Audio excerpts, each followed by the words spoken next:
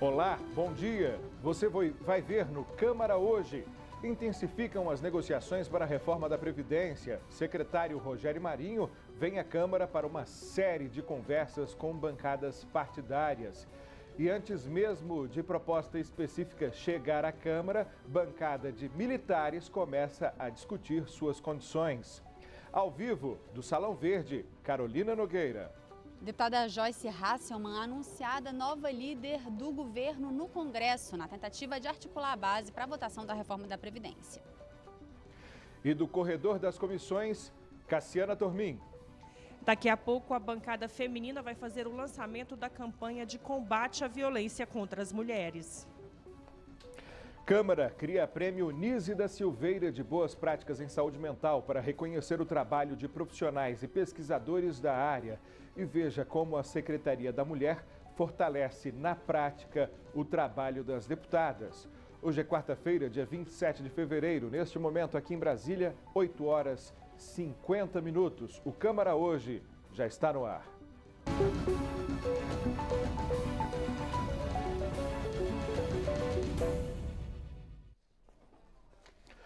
O secretário da Previdência, Rogério Marinho, passou a terça-feira com deputados defendendo os pontos da reforma da Previdência. Foram vários encontros e conversas. O dia começou do lado de fora da Câmara. O secretário da Previdência, Rogério Marinho, esteve com a Frente Parlamentar da Agropecuária, um grupo a favor da reforma, mas com pelo menos duas diferenças. Elas estão aí, claro, na questão da aposentadoria rural, tanto no tempo quanto no tempo de contribuição, e está também na taxação das exportações.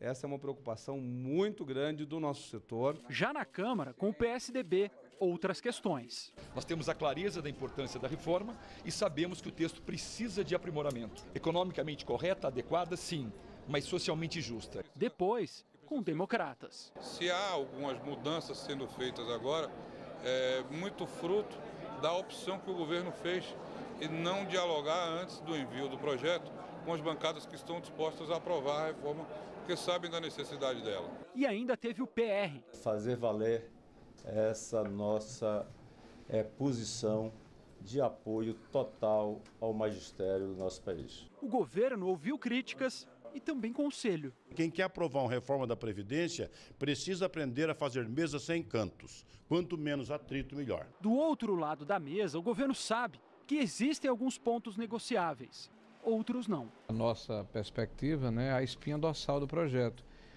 que são basicamente a questão de termos um sistema justo, ou seja, aqueles que têm mais contribuem com mais, os que têm menos contribuem com menos, o ataque aos privilégios e a questão de termos o conjunto da sociedade contribuindo, ou seja, ela seja também um projeto equânime.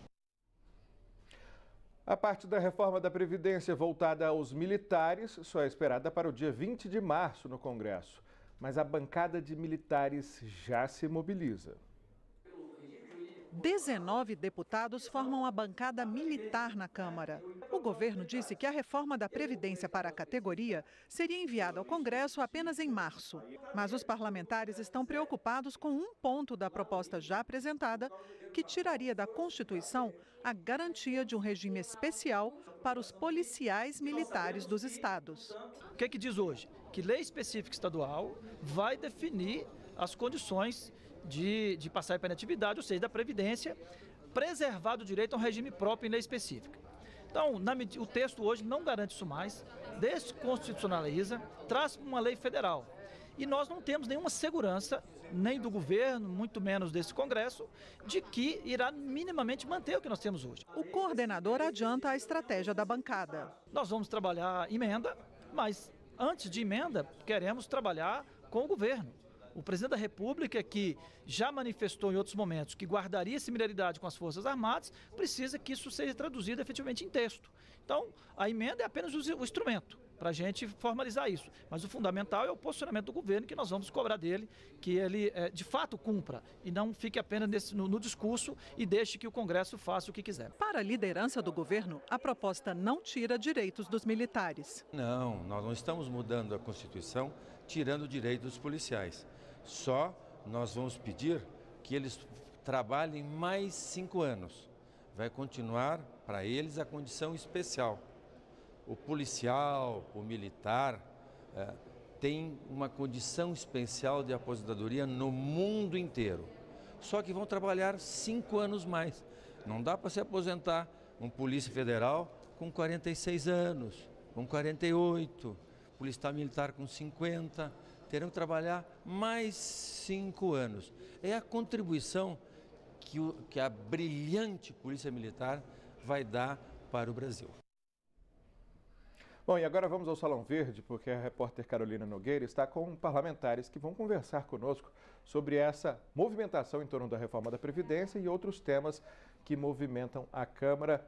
Bom dia, Carol. Bom dia também aos representantes. Bom dia, Lincoln. Pois é, expectativa aí para a chegada dessa reforma voltada para os militares, essa articulação que a gente viu do governo ontem ao longo de todo o dia, só se fala mesmo na reforma da Previdência. Havia essa expectativa até de que, de repente, a CCJ já pudesse ser instalada essa semana, isso acabou não acontecendo.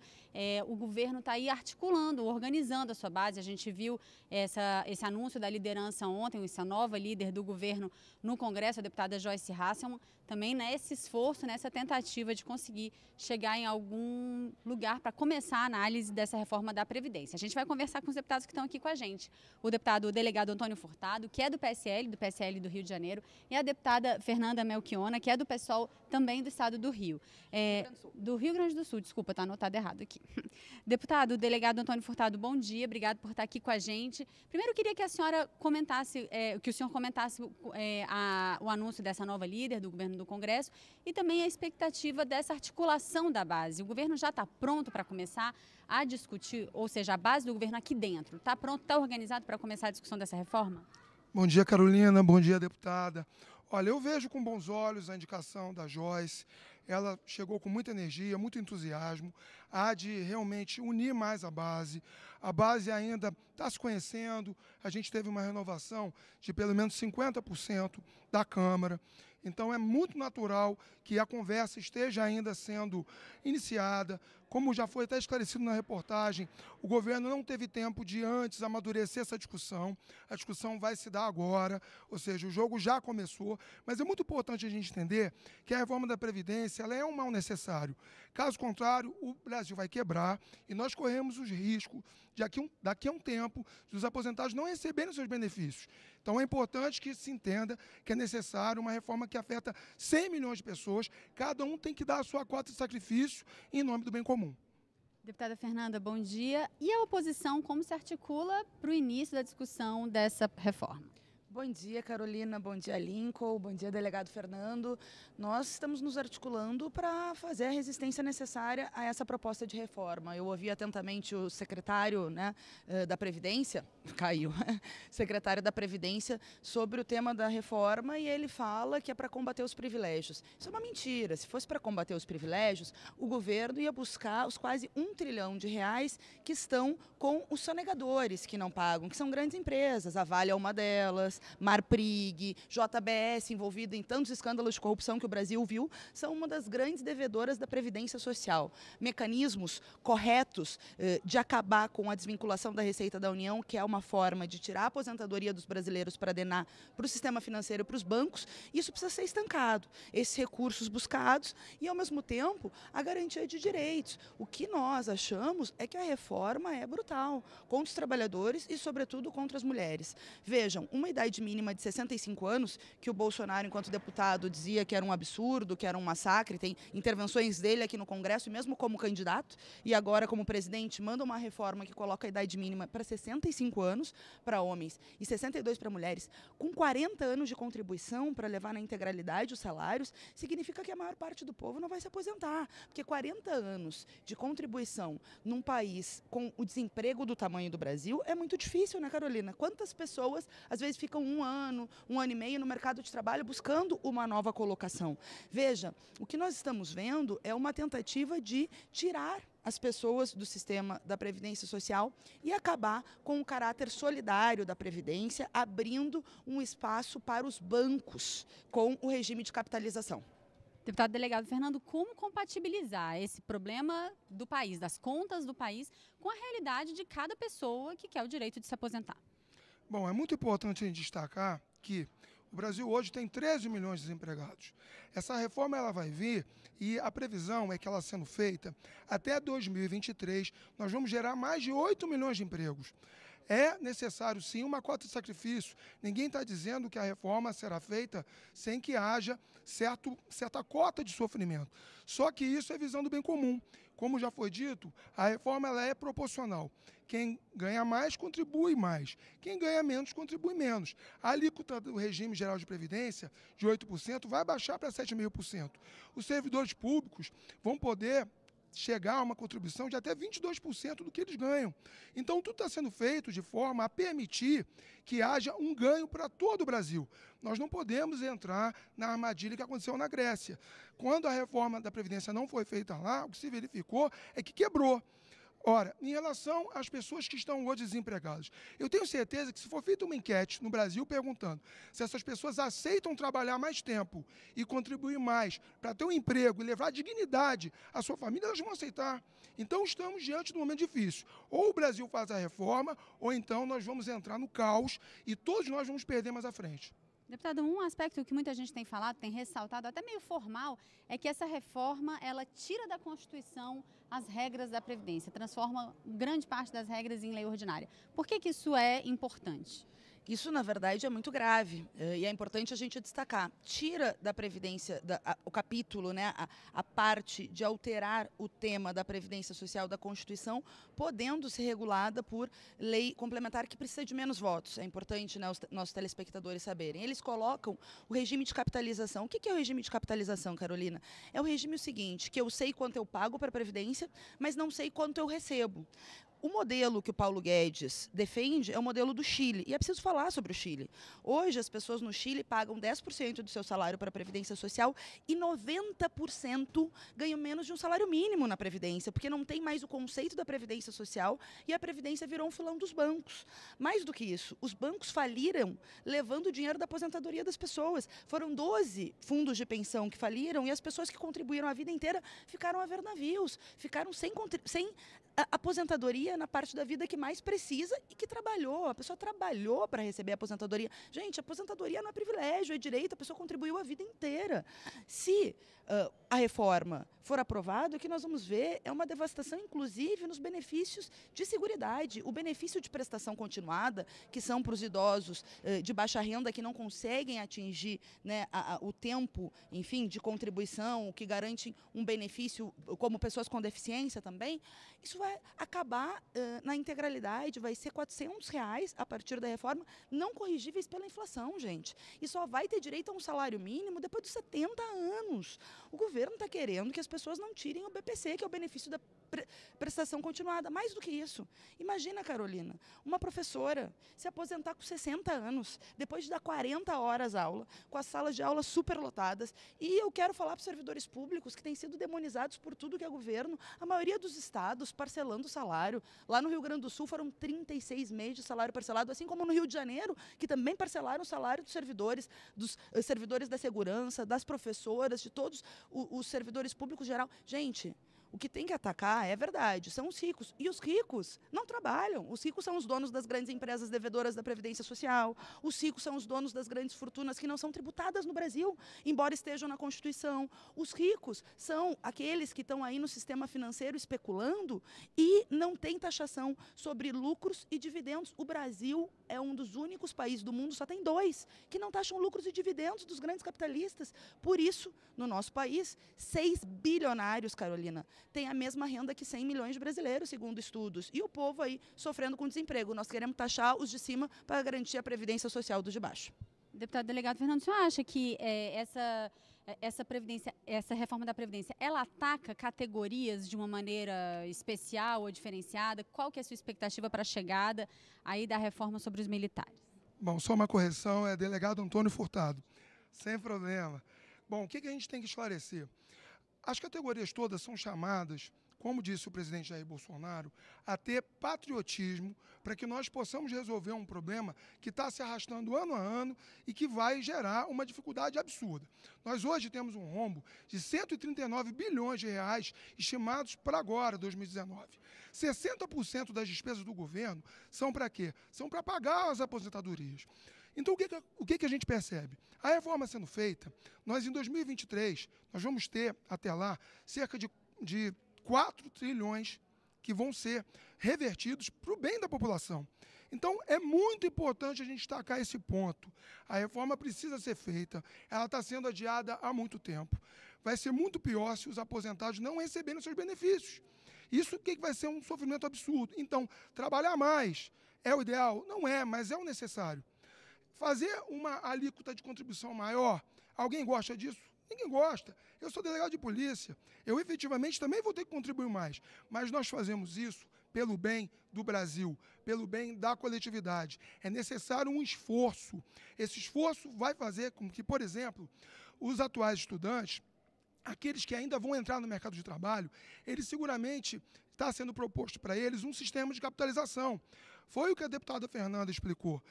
Por um lado, há uma preocupação até minha de que as instituições aonde vai ser feita essa poupança tem que ser instituições ligadas ao Estado, para que não haja um risco de falência. Porque já imaginou você contribuir 20, 25 anos e depois numa instituição privada ela vier a quebrar? Então, na minha opinião, isso tem que ficar a cargo do Banco do Brasil, da Caixa Econômica, instituições que possam dar a garantia a esse novo trabalhador de que ele realmente vai receber o seu benefício. O que pode mudar? O que deve mudar? O senhor tem alguma informação já de como que deve ser essa nova previdência para os militares? Veja só, isso está ainda em estudo, o governo resolveu fazer em separado, dentro de 30 dias deve ser apresentada. O que a gente notou é que também, em todos os países do mundo, os militares, as forças de segurança, é necessário que eles tenham uma aposentadoria mais cedo. Por quê? Porque há um desgaste, há um risco de você estar na rua, de você, enfim, sofrer atentados a todo momento. Então, há um desgaste até psicológico maior dos profissionais de segurança e dos militares. Justamente por isso eles se aposentam mais cedo. A informação que nós temos é que os militares também vão ter que arcar com mais tempo de trabalho e com uma alíquota maior para se aposentar. Então, isso é algo que eu entendo que tem que ser universal. Todas as categorias são chamadas a ceder, a entregar mais da sua mão de obra, se esforçar, pagar mais pelo bem comum. Deputada, até depois do Carnaval, a senhora acha que o assunto vai ser mesmo a reforma da Previdência? A gente tem aí o Dia das Mulheres no meio do caminho. Qual que é a sua expectativa de aprovação ou de análise dessa pauta feminina? Olha, eu acho que a pauta das mulheres vai ser fundamental, né? Infelizmente, o Brasil é o quinto maior, tem a maior taxa de feminicídios do mundo, ou seja, de assassinato de mulheres por serem mulheres.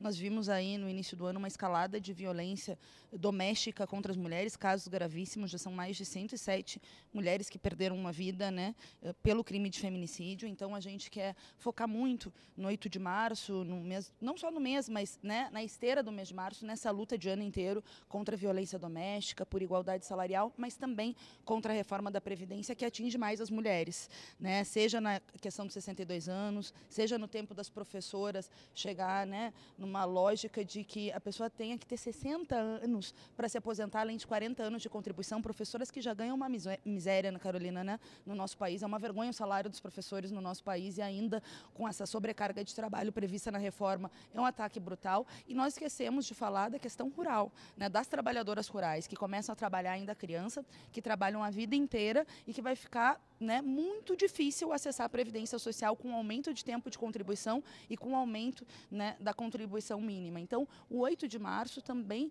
vai ser parte da luta contra a reforma da Previdência, pelo direito da aposentadoria, da Previdência Social, pela taxação dos ricos e a busca dos sonegadores. Como eu falei, o Paulo Guedes tem dito que a reforma vai economizar 1 trilhão e o Paulo Guedes é um cara dos Chicago Boys, né, e assim, no sentido da defesa do mercado. Eles querem um regime de capitalização para os bancos, mas R$1 trilhão foi o que a CPI mista do Senado apresentou de dívida das grandes empresas sonegadoras, 450 bilhões das grandes empresas sonegadoras. Então, assim, tem alternativa. E, por fim, tem outro tema que para nós é muito importante, que é o 14 de março, dia de luta de justiça pela Marielle Franco, que foi assassinada no ano passado, nossa vereadora do Rio de Janeiro, companheira, enfim, defensora aí dos direitos humanos e sociais.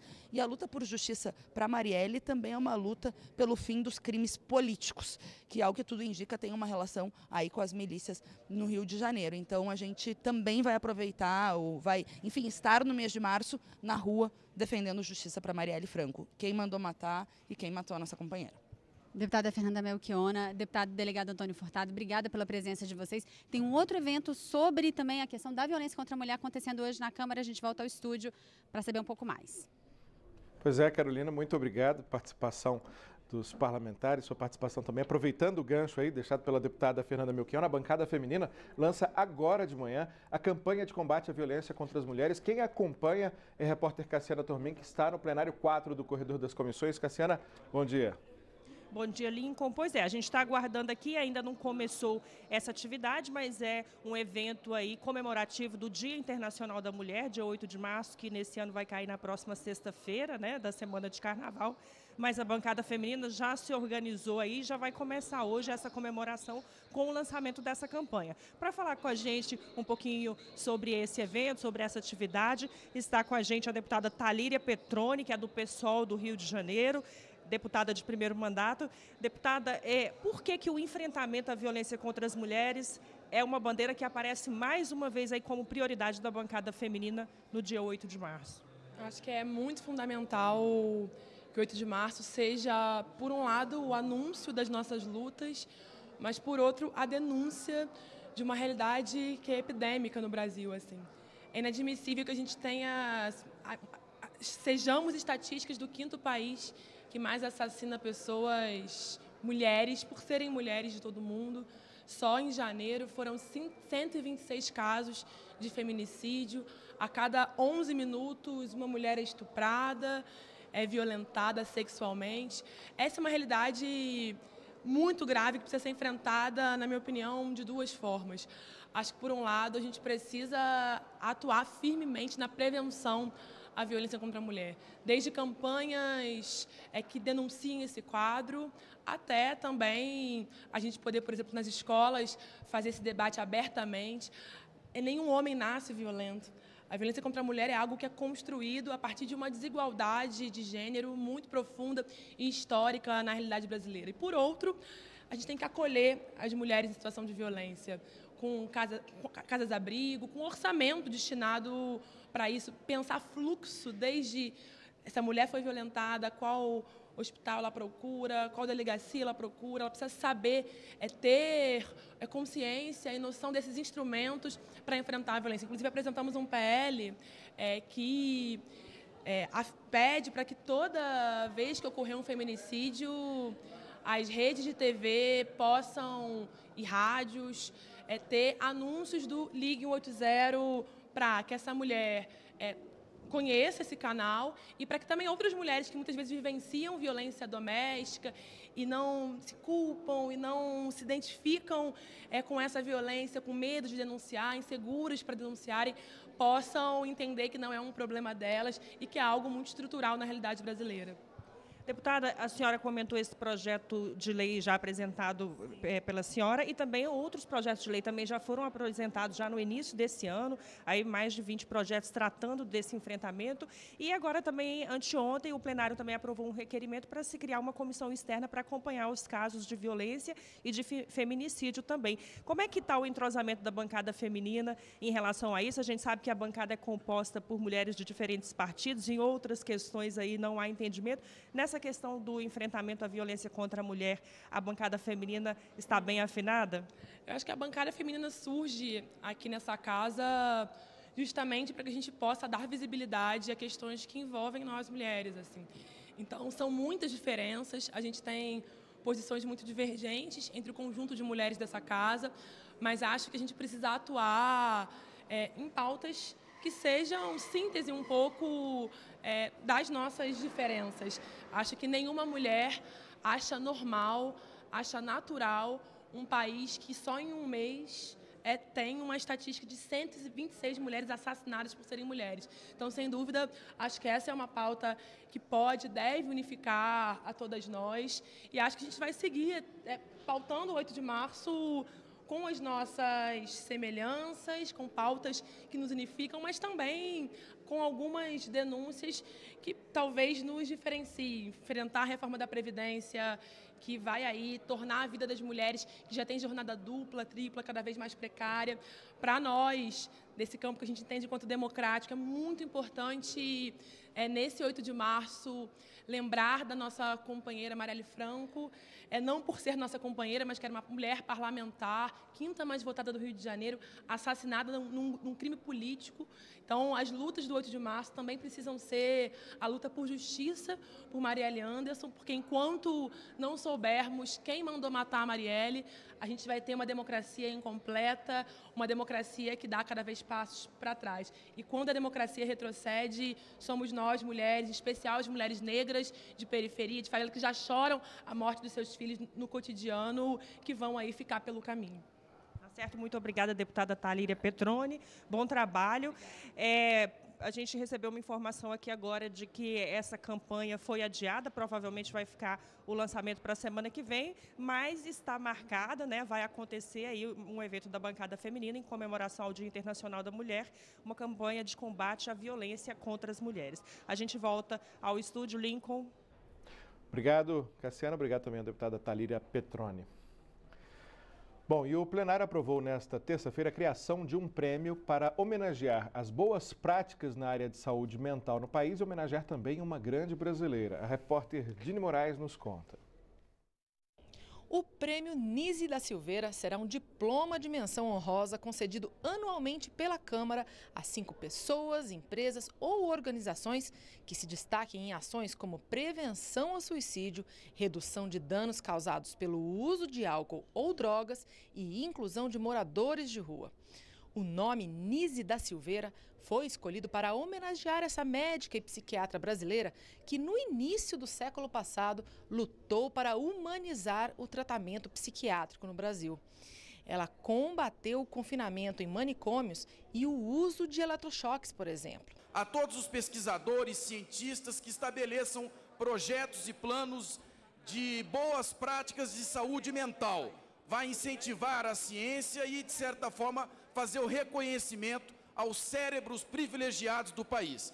Nise da Silveira foi uma mulher fundamental na história deste país, que mudou a vida das pessoas vinculando a saúde com a arte, que conseguiu mostrar que os usuários e os pacientes de saúde mental são cidadãos e cidadãs que têm que ser reinseridos na sociedade brasileira, que não são cidadãs e cidadãos a serem excluídos, tratados como pessoas inferiores, como pessoas violentas, como pessoas a serem banidas por terapias de eletrochoque, terapias violentas, terapias excludentes, terapias que massacram ou que matam ou que idiotizam as pessoas. Bom, como era uma resolução só da Câmara e foi aprovada por unanimidade, o texto já foi promulgado e está valendo.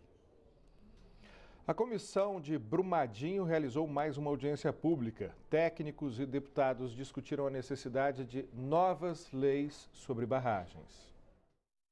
A audiência pública na Comissão Externa de Brumadinho, que ouviu nesta quarta-feira técnicos em licenciamento e segurança ambiental, foi marcada pela divergência entre deputados sobre a necessidade de endurecer a lei que trata da segurança de barragens. O pedido que eu faço é que nós simplesmente não nos deixemos levar pela comoção da tragédia desse rompimento da barragem para que a gente crie uma legislação que seja inviável. Como se legislação resolvesse alguma coisa no Brasil.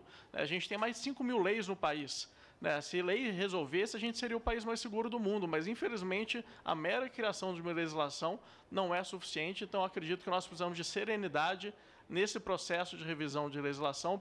Vários integrantes da comissão externa rebateram o deputado, incluindo o relator. A gente não pode permitir, no comprometimento de médio e longo prazo, no inúmero número de famílias que ficam abandonadas depois de 2, 3 anos de rompimento de barragem como essa. Nós não vamos impedir que outra barragem possa vir a se romper, mas a gente tem que, na legislação, aprimorar para que a gente minimize as condições disso acontecer e mais, que indenize e que possa garantir a sobrevida socioeconômica dos municípios atingidos, afetados e impactados pelos rompimentos dessas barragens. O especialista em engenharia de Minas disse que entre as mudanças na lei é preciso haver maior integração entre os órgãos de licenciamento ambiental. Existe uma diferenciação na forma como a legislação é aplicada, em que a fiscalização da segurança de barragens é de determinado órgão governamental e o componente ambiental, o risco ambiental, é de outro órgão ambiental. Então, concretamente, a Agência Nacional de Mineração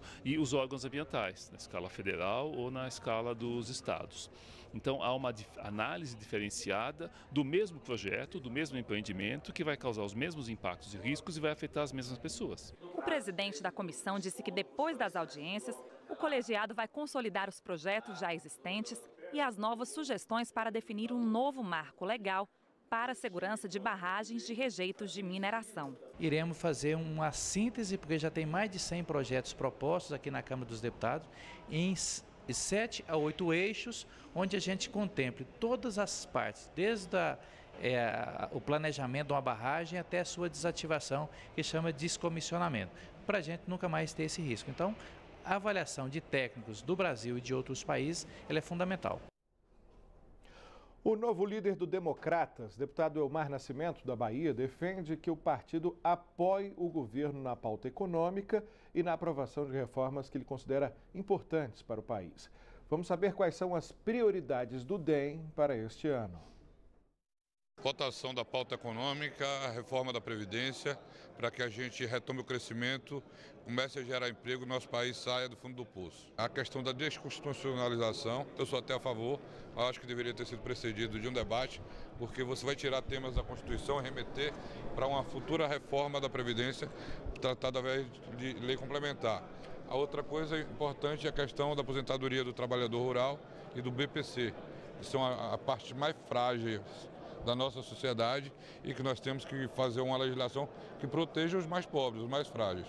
Sem isso, não tem sentido você falar em privilégios. A nossa obrigação é avaliar e aperfeiçoar o texto no sentido sempre de proteger os mais fracos. Criada em 2013, a Secretaria da Mulher da Câmara dá suporte à atuação das deputadas e elas têm novos planos e prioridades para 2019. A Comissão de Defesa dos Direitos da Mulher é o colegiado de debates e votação das propostas de lei que tratam da vida das mulheres brasileiras. Já a Secretaria da Mulher abriga a Procuradoria da Mulher, que recebe denúncias, fiscaliza e acompanha políticas públicas do governo e dialoga com outras entidades. A secretaria também abrange a Coordenadoria dos Direitos da Mulher, que representa a bancada feminina na atuação parlamentar. A criação da Secretaria da Mulher deu direito à bancada feminina de participar e votar no Colégio de Líderes, inclusive influenciando a definição da pauta de votações da Câmara. Também garantiu horário de liderança nas comunicações em plenário e assessoria especializada para a atuação parlamentar. De acordo com a coordenadora da Secretaria da Mulher, deputada professora Dorinha, graças ao trabalho da Secretaria, foi possível garantir a aprovação de propostas importantes no ano passado, como no combate à violência contra as mulheres. Entre elas, a tipificação do crime de divulgação de cenas de estupro e o aumento da pena de crime de estupro coletivo. Uma meta para este ano é estimular a participação feminina na política. Vamos fazer um trabalho de preparação das mulheres. Muitas mulheres querem ser candidatas, mas às vezes elas têm receio em relação ao desempenho, em relação à gestão, ao desconhecimento da legislação. E a ideia nossa é fazer essa ação em cada um dos diferentes estados, com parceria com os diferentes partidos, porque o nosso objetivo é um só. O lugar de mulher é onde ela quiser estar. E nós queremos também mulher na política. E nesta edição do Câmara Hoje, você viu, intensificam as negociações para a reforma da Previdência. O secretário Rogério Marinho veio à Câmara para uma série de conversas com as bancadas partidárias. E antes mesmo de proposta específica chegar à Câmara, a bancada de militares começa a discutir as suas condições. A Câmara cria um prêmio Nise da Silveira de Boas Práticas em Saúde Mental para reconhecer o trabalho de profissionais e pesquisadores da área. E como a Secretaria da Mulher fortalece, na prática, o trabalho das deputadas. Esta edição do Câmara Hoje fica por aqui. Hoje é quarta-feira, dia 27 de fevereiro. Agora em Brasília, 9h24. Tenha um ótimo dia.